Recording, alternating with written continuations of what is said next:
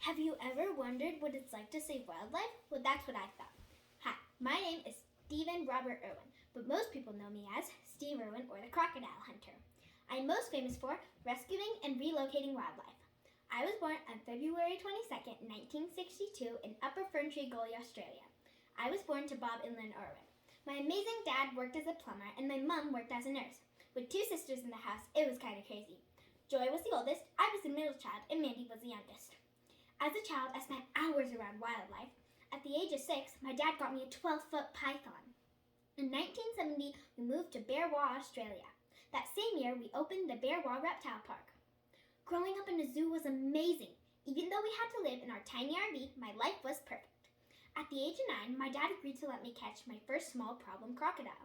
We went at night because everyone knows that's the best time to catch a croc. As we were heading up the river in our dinghy, our flashlights reflected off the yellow, bulging eyes of a crocodile. My dad said it was only 4 feet long and gave me the okay look. As I leapt onto its back, it thrashed in the water. My dad helped me get into the dinghy. As I tied its jaws shut with a rope and covered its eyes with a blindfold, we relocated it to a safer part of the river. That was the moment I knew I wanted to save wildlife. I attended Landsborough State School. I was often late because I was either out exploring or my mom had stopped on the side of the road to pick up a wounded animal. Later, I attended Colahandra State High School. After I graduated, I pursued my dream of helping animals. I did not go to college to get any degrees. When I was an adult, I continued rescuing and relocating wildlife.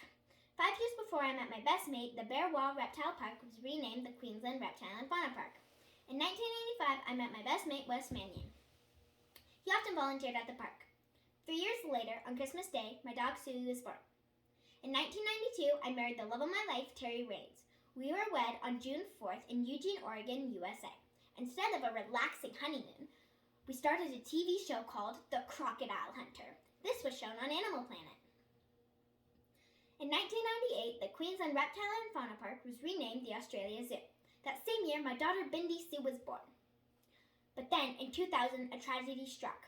I got news that my mom had been killed in a car accident. This took me a while to get over. Then, on December 1st, 2003, my son Robert Clarence Irwin was born. Our family was complete. My parents influenced me to become what I am today. Since we shared the same feelings towards nature, they taught me to treat it with care. My first achievement was establishing large private sanctuaries. My second achievement was funding an international organization in 2003 called Wildlife Warriors Worldwide. Did you know that I also risked my life and educated the world about wildlife? Those were 2 more of my accomplishments. Later in life, I continued filming The Crocodile Hunter. This was a popular show worldwide. I often said crikey while saving an animal. My cameraman and I had a special agreement that even if I got injured, which was often, he would not stop filming. I often struggled with criticism, though, because of my dangerous stunts. Once I held my infant son while feeding an angry crocodile. On September 4th, 2006, while we were filming Ocean's Deadliest, we came across a stingray. We decided to take a closer look when the stingray felt threatened. It lashed its poisonous barbed tail that struck me in the chest over 100 times.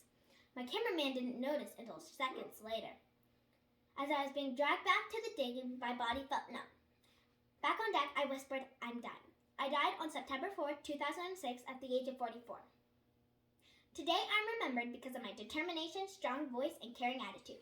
The world needs more positivity towards wildlife. If we do not preserve this natural beauty, it will disappear forever. So remember, you can be the one to save wildlife. All you need is determination and a little positivity. Because if we can teach people about wildlife, they will be touched.